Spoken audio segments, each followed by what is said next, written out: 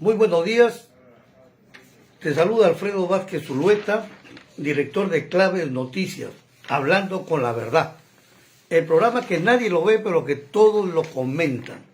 Al que le caiga el guante que se lo chante. En esta oportunidad nos encontramos con el abogado y también dirigente del Frente de Defensa de Lambayeque, como secretario de la organización. Nos referimos al señor Miki Álvarez, con quien vamos a conversar acerca de la situación política nacional y también hablar sobre unas actividades que va a realizar el Frente de Defensa y sobre la problemática de la industria azucarera. Muy buenos días, Miki Álvarez. Alfredo Vázquez Zulueta, director de Clave Noticias, te saluda. Estamos en vivo y en directo. Muchas gracias, amigo Alfredo Vázquez, por esta entrevista y saludando también a Clave Noticias en esta oportunidad y felicitarlo, ¿no?, por esta cobertura independiente y objetiva de periodismo y a su servicio para conversar sobre la problemática regional y nacional. Doctor Miki Álvarez, ¿qué nos puede decir acerca de la situación política nacional, valga la redundancia, lo que está viviendo el país? ¿Qué nos puede decir acerca de esta situación? Bueno, mire, en realidad lo que está pasando en el país es una grave crisis política y económica y social también, que viene desde hace más de 30 años. En el Perú, hace 30 años que se instala el modelo económico neoliberal con el fujimorismo, y aplicando ese modelo han hecho los gobiernos privatizaciones, entreguismo a la soberanía nacional, desregulación de los derechos laborales y fundamentalmente la destrucción de la industria nacional, ¿no? Entonces, y la soberanía territorial incluso, porque el espacio aéreo se ha entregado a los chilenos, etc. Bueno, todo ese tema es parte del modelo económico neoliberal que ya fracasó en el mundo para resolver los problemas del país. Mucho más todavía en el Perú, cuando la pandemia, que tuvo más de 200.000 muertos en el Perú, desnudó la grave crisis del sistema sanitario, porque en el Perú, a partir del modelo neoliberal, se implementó la educación como negocio, la salud como negocio, en vez de priorizar la dignidad de la persona humana como lo establecen las normas internacionales. Se priorizó el mercado, se priorizó el lucro, la ganancia y la corrupción en el Perú. Entonces, frente a ese hecho, el pueblo ha buscado expresarse con propuestas de cambio. Cuando Alan García planteó cambios, la gente votó por Alan García y Alan García traicionó. Cuando Ollanta planteó cambios, el pueblo votó por Ollanta y Ollanta traicionó. PPK era la última salida frente al fujimorismo, que era el continuismo. Y por último, Pedro Castillo gana las elecciones, pero Pedro Castillo perdió una enorme oportunidad de avanzar en el cambio en el Perú, cuando, por ejemplo, en los primeros días, el primer gabinete del país, ¿qué hizo? Planteó la de renegociación del gas de Camisea. Esa renegociación del gas de Camisea tenía que hacerse como prioridad 1 para el tema del gas, ¿no? Para el tema del gas. Entonces, como el gas a boca de pozo cuesta $1, sin embargo, el Camisea nos cobra como si costara $100 a boca de pozo el gas. Entonces, eso es lo que lamentablemente no continuó negociando el gobierno y cambia al primer gabinete, pone al segundo gabinete, y el segundo gabinete se olvidó de la renegociación del gas. Entonces, ese primer tema es un nudo gordiano en el que Pedro Castillo se ve asediado por la derecha y los grupos de poder, retroceden sus promesas electorales y ahora tenemos a una derecha golpista, fascista, que lo que quiere es vacarlo al presidente de la República, cuando el pueblo lo que quiere finalmente es que cumpla sus promesas electorales. Por eso es que, como no consiguen la derecha mayoritaria en el Congreso de la República, no consigue los 87 votos para vacarlo al presidente, entonces lo que ahora está saliendo es mover a la calle, buscar ponerse a la cabeza, aprovecharse de la protesta legítima del pueblo peruano, ¿no? Buscar ponerse a la cabeza y decir que quieren la vacancia del presidente Castillo. No, la vacancia no la quiere el pueblo lo que quiere es que cumpla con sus promesas, que convoque asamblea constituyente, que renegocie el gas, que plantee una defensa de la soberanía alimentaria, que luche y destruya los monopolios. Y aquí vamos al tema. El gobierno ha planteado un proyecto de ley antimonopolios en el Congreso de la República y no lo quiere debatir. ¿Por qué creen que subió el azúcar? Al doble de su costo. Si los costos de producción no han subido al doble, Sin embargo, como hay oligopolio en el azúcar, entonces no puede intervenir el gobierno a controlar los precios. En el tema de las farmacéuticas, igualito, hay un conglomerado, un monopolio de prácticamente el 80% del mercado nacional. ¿Por qué creen que se desapareció el paracetamol de las farmacias en pleno COVID cuando se necesitaba? Por estos consorcios. Igual el tema de las clínicas. El gobierno tampoco podía intervenir cuando cobraban 50.000, 100.000 soles en pleno COVID. ¿Por qué? Porque los contratos ley establecidos en la Constitución se lo impiden. El gobierno no puede intervenir. Tampoco puede intervenir en el tema de bajar los combustibles porque la Constitución no se lo permite. Pero lo que sí puede hacer es renegociar los contratos para plantear mejoras. Si hay sobreganancias en las mineras, puede plantear que esas sobreganancias entren como recursos al país, haciendo una reforma tributaria para que paguen más los millonarios y las transnacionales que tienen estabilidad tributaria y ni siquiera contribuyen de manera adecuada con su tributación. Sin embargo, el gobierno no está haciendo lo adecuado, no está cumpliendo, menos todavía en la convocatoria de Asamblea Constituyente. Entonces, por eso es que el Estado, como no puede intervenir porque la Constitución se lo impide, se necesita una Asamblea Constituyente, se necesita un cambio de Constitución. Si no hay cambio de Constitución, no va a pasar nada. Puede caer Castillo, puede caer este gobierno, este parlamento. Y el nuevo presidente y el nuevo parlamento va a ser peor que estos que tenemos. ¿Por qué? Porque las instituciones mafiosas están diseñadas así. En la Constitución del 93, inclusive los gobiernos regionales y los gobiernos municipales están diseñados para ser funcionales al modelo económico neoliberal y a la corrupción instalada institucionalmente en el país. Entonces, se necesita reformar todos los gobiernos regionales y los gobiernos municipales desde un esquema constitucional, como lo han hecho ya Ecuador, Colombia, Bolivia, lo está haciendo Chile cambiando sus constituciones. Sin embargo, en el Perú, el único país del Pacto Andino que no ha cambiado su constitución todavía es el Perú, y los grupos de poder, la ultraderecha, no quiere que se mueva nada, quiere que siga el hambre, que siga la miseria, que siga la desocupación, y es por eso que le estamos emplazando a Pedro Castillo para que cumpla sus promesas electorales. Pero el pueblo está saliendo también, últimamente que veo el desconcentrado del Consejo de Ministros en Ayacucho, no, en Huancavelica, en Junín, ha salido el pueblo y le está diciendo, le está pidiendo al presidente que dé un paso al costado, ¿no? También el monopolio que se tiene a nivel de los medios de comunicación. El presidente anterior también dio un mundo de dinero a los empresarios para que puedan reactivar la economía con cero interés, y prácticamente lo primero que hicieron es despedir trabajadores. Y caramba, y hasta ahora hay mucha gente que se muere de hambre porque el pollo sube, el azúcar sube. Hoy día un kilo de azúcar está entre 4 a 4.50 nuevos soles. Imagínense, nunca se ha visto esto. Y todo al parecer, bueno, vemos que le echan la culpa a Pedro Castillo, ¿no? Ante esa realidad, usted nos dice que es una cuestión de los monopolios, ¿no? Entonces, y la Constitución se tiene amarrado.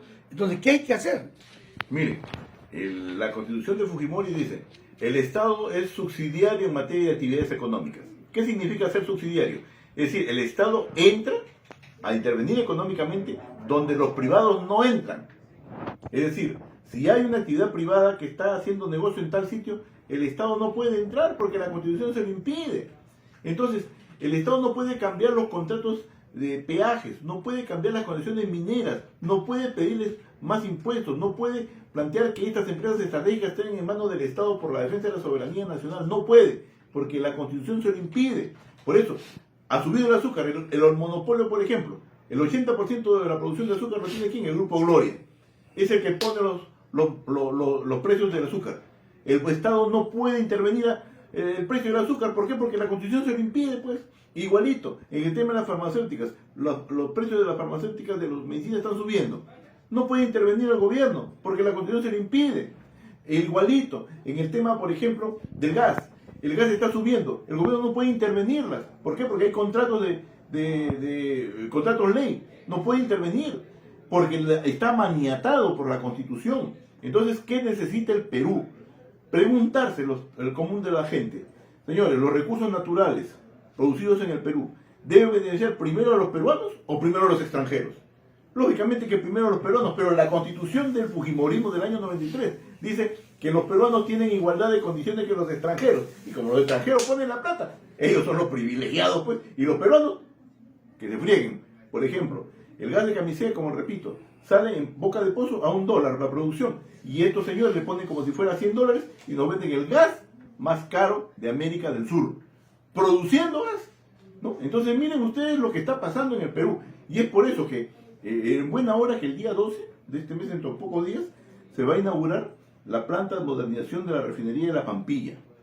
30 años boicoteado por los grupos de poder que querían que se privatice Petroperú. Felizmente, la defensa de los trabajadores y de las centrales sindicales no permitió que se privatice Petroperú, y ahorita se ha designado como presidente de directorio a un chiclayano, a Humberto Campodónico, ¿no? Que es economista, decano de la Facultad de Economía de la Universidad de San Marcos, ¿no? Y chiclayano, Humberto Campodónico, y es un gente experta en materia de petróleo, en esa materia. Yo creo que va a ser una buena gestión, hay que respaldarlo, pero a la vez hay que pedirle a Pedro Castillo rebaja de los combustibles. Sí tiene y puede y debe hacerlo, porque ya va a controlar una parte del mercado desde Petroperú y tiene que renegociar el gas de camisea. Por eso tiene que el Congreso aprobar la ley antimonopolios. Debe Pedro Castillo poner a trabajar la planta de fosfatos de Bayóvar para dar fertilizante barato a los agricultores. Tiene que trabajar, sacar el guano de las islas masivamente para darle a los agricultores como se ha comprometido. Y es más, traer el urea y los fertilizantes de Bolivia, donde también ya ha habido un contrato que está pendiente de ejecutarse, fundamentalmente para que el agro esté respaldado, produzca alimentación y el pueblo no sufra hambre. Eso es lo que sí puede hacer Pedro Castillo, está en sus manos, y para eso nosotros le estamos planteando, emplazándolo, que cumpla sus promesas electorales. ¿Por qué? Porque hace pocos días, por ejemplo, el gobierno detectó que iba a haber un levantamiento el día 5 de abril, iba a haber un levantamiento en Lima, donde había gente hasta contratada del director del gobierno, y puso un toque de queda en Lima. ¿Y qué pasó en Lima? Señores, al Palacio de Justicia de Lima lo han querido incendiar, con combas han abierto incluso las rejas de fierro en Lima. Entonces, ha habido prácticamente algo concertado entre el Fujimorismo y el APRA, y además grupos extranjeros. Estaban preparando realmente una situación de explosión social en la ciudad de Lima para echarle la culpa a Pedro Castillo. Y el toque de queda le frustró ese plan. Y la señora Marta Moyano dijo públicamente y ha reconocido que efectivamente en el plan de Carlos Castillo están las autoridades judiciales, la policía, la Defensoría del Pueblo, los militares. Hay un conjunto de gente que está concertadamente trabajando y planificando. Entonces, ¿y qué es lo que ha pasado? Que finalmente hay detenidos. Y la policía, sorprendida también, dejó hacer en algún momento esa situación. Entonces, miren, nosotros queremos decirle al país que la propia presidenta de la Corte Suprema ha denunciado de que este plan que ha sucedido en Lima el 5 de abril ha estado dolosamente planificado. Entonces tuvo a un acierto el gobierno en poner un toque de queda de repente impopular, pero era para evitar lo que iba a suceder, porque seguramente había muertos si se lo iban a endosar a Pedro Castillo. Entonces miren, yo creo y estoy convencido que necesitamos organizarnos. Y aquí en Lambayeque, ¿cuál es la propuesta de organización que planteamos nosotros? Nosotros planteamos la necesidad de una segunda Asamblea Nacional Popular. Una Asamblea Nacional Popular que parta de las asambleas departamentales de Frente de Defensa, de los sindicatos de las federaciones, y reúne en una sola entidad a todos los gremios del país, porque ya hubo una primera Asamblea Nacional Popular en el año 87 en la ciudad de Villa El Salvador, y allí se rearticuló una organización que debió institucionalizarse y que no continuó su vigencia. Ahora más que nunca el pueblo necesita la unidad, y desde el Frente Vence Lambayeque nosotros estamos planteando que eso se plasme de esa forma para empujar también la Asamblea Constituyente, porque si no hay una Asamblea Constituyente donde se cambie toda la institucionalidad del país, simplemente aquí el nuevo presidente, el nuevo Congreso, los nuevos alcaldes regidores, no va a pasar nada. Sí o sí cambie la Constitución y no reforme la Constitución. No, para nada. No se puede reformar en materia económica. Mire, en materia económica, por ejemplo, el artículo 63 y 62 de la Constitución. Valentín Paniagua designó una comisión de reforma constitucional que la presidía Diego García Sayán. Y ese documento está en internet, pueden revisarlo. En materia económica, ¿qué propuso en esa época esa comisión? La Constitución vigente dice, el capital nacional y el capital extranjero tienen igualdad de derechos en el Perú y las mismas condiciones. Muy bien. Y eso implica que prácticamente los extranjeros son prioritarios en el Perú, algo que no pasa en ninguna constitución del mundo. Entonces, ¿qué plantea Diego García Sayán en esa comisión respecto a ese artículo? Dice, el capital nacional y el extranjero tienen igualdad de condiciones siempre y cuando el capital nacional en el país de origen de la inversión extranjera tenga igualdad de derechos que se le otorguen en el país. Entonces es reciprocidad ya, es diferente. ¿Por qué? Porque ya se plantea la reciprocidad. Ahora, por ejemplo, invierten los chilenos acá, pero el Perú no puede invertir en Chile en las mismas condiciones que le damos todas las facilidades, no te van en Chile. Pero si hubiera en la Constitución que tenemos reciprocidad en derechos en materia económica con el país de origen de la capital que viene, entonces ya es diferente. En materia, por ejemplo... O sea, en cristiano, el extranjero puede venir acá a invertir libremente y no hay problema. El peruano, por decir, no puede ir al país de ellos a poder invertir como ellos vienen haciéndolo. A la fecha, ¿no? No. Incluso, mira, YPF, que es Yacimientos Petroleros Fiscales Argentinos, invierte en el Perú. Pero el Perú no puede invertir en Argentina porque la Constitución peruana no le da facultad de reciprocidad. Entonces, en el capítulo económico, el otro artículo que dice que las empresas, el Estado es subsidiario, le cambia el texto. El Estado controla las empresas estratégicas que son agua, energía, petróleo, entre otros, ¿no? Controla el petróleo, la energía, los hidrocombustibles, y en el resto se deja a la libre competencia. Entonces, el Estado ya tiene constitucionalmente el derecho y la obligación de defender la soberanía nacional y los recursos nacionales, porque la Constitución ya no le da un rol accesorio ni subsidiario, sino prioritariamente de defensa de los recursos estratégicos. Entonces, es distinto que lo que está vigente que lo que se plantea como cambio. Para ese entonces, al año 2002, que Diego García Sayán planteó ese mecanismo, para esa época era revolucionario. Para ahora, ya quedó corto. Ahora lo que hay que plantear es que el Estado sea plurinacional, multilingüe, que la participación democrática directa sea elegido por el pueblo, los jueces, los fiscales, el Tribunal Constitucional, como lo es en Bolivia, pero además que, por ejemplo, los municipios sean participativos de manera permanente, con cabildos abiertos constantemente y que de manera que tengan decisiones vinculantes. Los gobiernos regionales se conviertan en macroregiones, inclusive ir a debatir por qué no hacer del Perú un Estado federal, como lo es Argentina, como lo es Brasil, como lo es México. ¿Por qué no plantear eso? ¿Por qué no debatir eso? Somos una república unitaria, pero podemos ser una república federal, como lo soñaron los primeros asambleístas de la Constitución de 1823. Entonces, todos esos temas deben debatirse, como lo están debatiendo en Chile, por ejemplo, y están cambiando el modelo económico y el modelo de Estado, porque aquí la crisis es tan profunda que si se hace reforma no va a pasar nada, igual va a ser. Por eso es que los señores de la derecha quieren echárselo abajo a Pedro Castillo. Inclusive podría convocarse a elecciones parlamentarias, pero bajo la misma regla de juego van a resultar igual o peor en la gente que va a llegar y la crisis no se va a resolver. Es por eso que nosotros somos claros en decir, necesitamos referéndum para la Asamblea Constituyente y la fecha de referéndum debe hacerse conjuntamente este año con las elecciones municipales y regionales. Eso es lo que le vamos a plantear. Conversábamos con varios amigos y también politólogos, nos decían, hoy en día los políticos de izquierda, llámese el PCP Unidad, Patria Roja, etcétera, etcétera, no salen a defender, si se quiere, a Castillo, no salen a defender el cambio de la Constitución. Están defendiendo, en otras palabras, por ejemplo, los frentes de defensa, como en el caso de ustedes, ¿no? Y en este caso también Perú Libre, que está detrás de esa situación.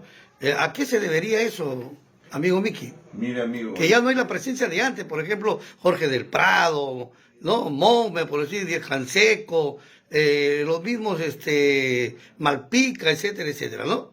Hoy día ya, claro, ya parece que esa etapa de aquellos líderes no se ha renovado, ¿o qué pasa? Bueno, es que la unidad del pueblo tiene amigos y tiene enemigos, ¿no?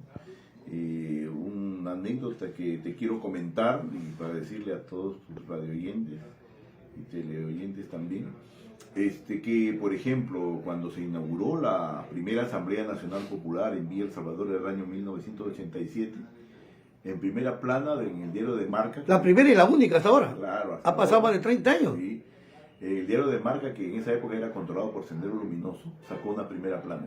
Cosas burocráticas se reúnen en Villa El Salvador, ¿no?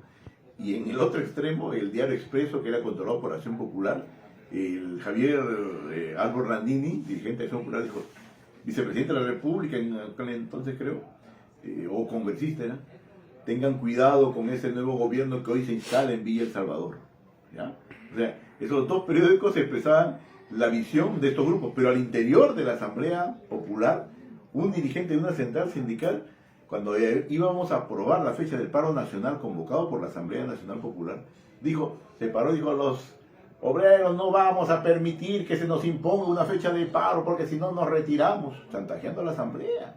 Y finalmente la Asamblea no decidió fecha de paro, se le dejó para que esa central señale fecha y nunca señaló. Entonces miren, hay enemigos de adentro y de afuera de la unidad popular, y siempre los ha habido y siempre los va a haber. Así que esta tarea a la que estamos convocando al pueblo de Chiclayo, al pueblo peruano, es una tarea importantísima, que va a tener enemigos desde el inicio, pero que es la única salida que le queda a nuestro pueblo para salir de la crisis, para la defensa de la soberanía nacional, de los derechos humanos, de los derechos laborales, para que no haya más desnutridos, más niños que van a unos colegios que reproducen la pobreza, para que la salud no sea abandonada de la forma en la que está y que los ricos paguen los impuestos que corresponden. Eso es lo que yo le digo desde el Frente de Defensa de Lambayeque. Nosotros desde nuestra fundación, el año 1983, el día 7 de junio que nos fundamos, desde nuestra fundación, nosotros tenemos como bandera la defensa irrestricta de los derechos humanos, los derechos laborales y los derechos sindicales y los derechos de nuestros pueblos y la descentralización. Y eso nos estamos ratificando el día de mañana en la asamblea que tengamos. Mañana van a tener una asamblea del Frente de Defensa con sus bases. Así es. Sus delegados, ¿no? A nuestros delegados. ¿A qué hora va a ser y dónde va a ser? A partir de las 9 de la mañana, las bases del Frente de Defensa de Lambayeque y las instituciones que coincidan con nuestras propuestas programáticas los esperamos a las 9 de la mañana en el local de la Sociedad Obrero 1 de Mayo, ubicado en Chiclayo, en Avenida Balta 1343, segundo piso, donde estaremos pues conversando estos temas y poniéndonos de acuerdo en la necesidad de que el señor Pedro Castillo dialogue con las organizaciones populares de Lambayeque, tal y como ha dialogado en Huancayo, como ha dialogado en Puno, con las organizaciones populares, porque aquí ya dialogó con el presidente regional, con los alcaldes distritales y provinciales, pero no ha dialogado con el pueblo. El pueblo tiene muchas cosas que plantear y esperamos que este planteamiento camine pues de la forma adecuada y democrática como corresponde a organizaciones que nacemos de nuestro pueblo. O sea, la esperanza de que en un momento dado, en este tiempo corto, ojalá se reúna con el pueblo de Lambayeque, muy aparte o con las mismas autoridades, porque al pueblo, en otras palabras, usted me dice que no lo está considerando, ¿no? En este caso, y hay que explicarle y hay que exigirle a Pedro Castillo cumpla con su promesa, porque lo contrario prácticamente está dejando mucho que desear, me parece. Si Pedro Castillo no entiende que el pueblo le reclama y cumpla con sus promesas, no va a quedar otra alternativa que prescindir de Pedro Castillo. Entonces eso es lo que nosotros tenemos también que tener en cuenta, ser conscientes de que no podemos permitir que una persona que ha subido con una propuesta programática se olvide, ¿no? La deje de lado, no por el tema de que sea un gobierno débil, puede pretextar esa debilidad y no someter al pueblo, al pedir el respaldo al pueblo que votó por él, para que pueda empujar, para que los grupos de poder que están detrás de él sean arrasados, empujados hacia un cambio necesario, porque el país ya no aguanta más por la gravísima crisis que tenemos. Hay muchos temas que tratar y realmente el tiempo nos gana, doctor Vicky Álvarez Aguirre, ¿no? Secretario de la Organización del Frente de Defensa de Lambayeque. Hay que ver los cambios cuando nombra ministro, y cada consejo de ministros que ponen salen 4, le dan de baja a 5, a 4 y cambian, ¿no? Será porque, bueno, no tiene buenos asesores, qué sé yo. Otra cosa, Vicky Álvarez, hablando acerca de la industria azucarera, ¿qué opinión tiene usted como secretario de organización o el Frente de Defensa, o sobre todo militante usted de izquierda, porque a usted sí le puedo decir que de izquierda, viene militando muchos años en esa ley política? ¿Qué opinión tiene acerca de la industria azucarera, que prácticamente está en manos de personas, como dice, administración judiciales, y no está en manos de quienes deben tener el control? Las administraciones judiciales se han hecho más de plata, más millonarias. Les debían 1 millón y después salen debiéndole 10 y nunca se van. Y esto tiene mucho que ver a veces el Poder Judicial, porque saben de esta situación y siguen manteniendo a las administraciones judiciales. Hoy también al directorio de Pomalca, ¿no? O al Grupo Oviedo, porque el Estado también tiene acciones, tiene que ver mucho en esto. ¿Qué opinión tiene? Bueno, en tema azucarero, yo lo que quiero en primer lugar es rendir mi homenaje a compañeros que han sido dirigentes en el Frente de Defensa de Lambayeque y nos han antecedido en el amor a nuestro pueblo y ya no nos acompañan físicamente, como el compañero Rómulo Azanza y Arlaqué de Pátapo, Mariano Villegas. Mariano Villegas, la compañera Santos Tapia de Pucallá, el compañero Pedro Pablo Ramírez de Tumán, que fueron dirigentes del FEDEL, también el compañero Chocho Rivas de Cayaltí, y entre otros compañeros que el FEDEL los atendió en sus filas y que ya no nos acompañan físicamente y que dieron su lucha de manera permanente por la defensa de la industria azucarera y de sus trabajadores. Recientemente hay cerca de 30 trabajadores asesinados en estas luchas en la defensa del pueblo azucarero y no hay ni un sentenciado, ni un detenido, ¿no? Ese es el saldo que deja la intervención con el decreto legislativo 802 que el fujimorismo, a través de Exalón Vázquez como ministro de Agricultura, intervino en las azucareras planteando y diciendo que iba a resolver su crisis y la ha empeorado y más bien ha incentivado el crimen contra el pueblo.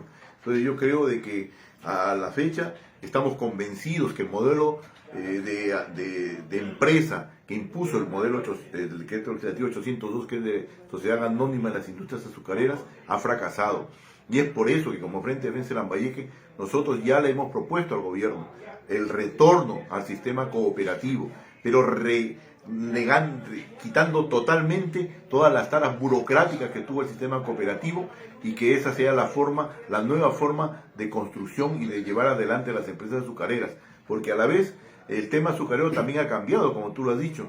Hoy el 80% del mercado del azúcar lo controla el Grupo Gloria, de los señores Rodríguez Banda, y las industrias azucareras del departamento de Lambayeque solamente tienen participación en una pequeña producción. Nosotros en ese aspecto estamos planteando la necesidad de que el gobierno intervenga en este tema y plantee la declaratoria de emergencia de las empresas azucareras e impida la venta y el festín de tierras que están haciendo los grupos que ahora controlan y están en las direcciones de las empresas. Hay empresarios que no pagan como 50 quincenas en el caso de Pucallá, los trabajadores. En Tumán le están pagando creo 500 soles cada 3 meses, ¿no? Y en Cayaltí prácticamente el señor Sillonis tiene que ser juzgado por haber festinado y hasta estafado a los azucareros en Cayaltí. En Pomarca hay un conjunto de cientos de despedidos que aún reclaman reposición. Entonces miren, todos estos problemas tienen que saldarse y zanjarse. Yo tengo entendido que los trabajadores azucareros han coordinado y tienen pendiente un paro regional azucarero, en buena hora, así es, defendiendo a los trabajadores, defendiendo sus derechos laborales. Yo creo que el Frente de Defensa de Lambayeque los va a acompañar en esas luchas, porque son las luchas del pueblo azucarero, son luchas también del pueblo de Lambayeque y luchas que el FEDEL siempre acompañó, ¿no? Entonces nosotros intervenimos públicamente cuando Jaime Mur en Pucallá asesinó a algunos dirigentes, hasta los fiscales que eran objeto de balacera, y allí hemos estado nosotros en el Frente de Defensa de Lambayeque, ¿no? Y entonces, en ese sentido, yo creo que la industria azucarera tiene mucho que decir y mucho que dar al país. La industria azucarera tiene 4 derivados del azúcar que si se industrializara, apoyara mucho al desarrollo nacional.